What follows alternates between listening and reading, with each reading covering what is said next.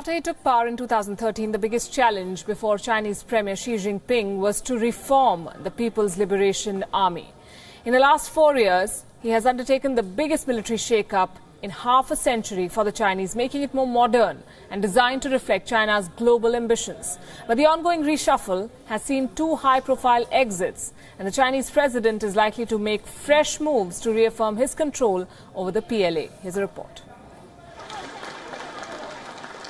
After he took power in 2013, China's Premier Xi Jinping set out to transform the People's Liberation Army and tighten his grip over it.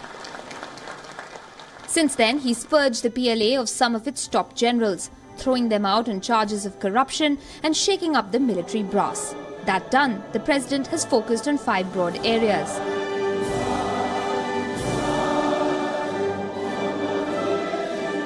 "300,000 troops have been removed. The higher defense organization has been made more accountable to the premier. Military commands have been reorganized into theatre commands. The PLA rocket force has been created, and also a strategic support force."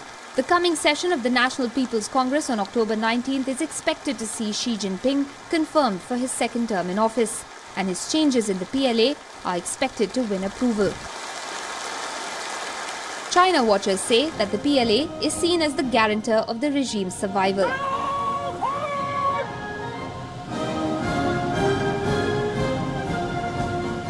Therefore, Xi's need to ensure a firm grip over it.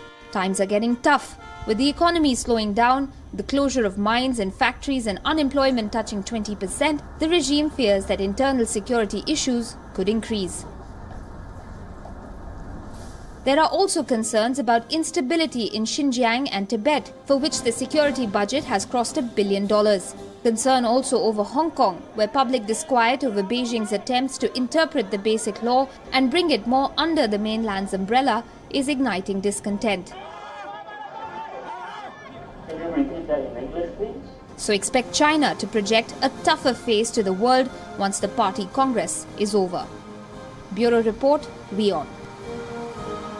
So who was the man who rained down bullets on hapless concert goers in Las Vegas? While investigation is still on, this is what we know about Stephen Paddock.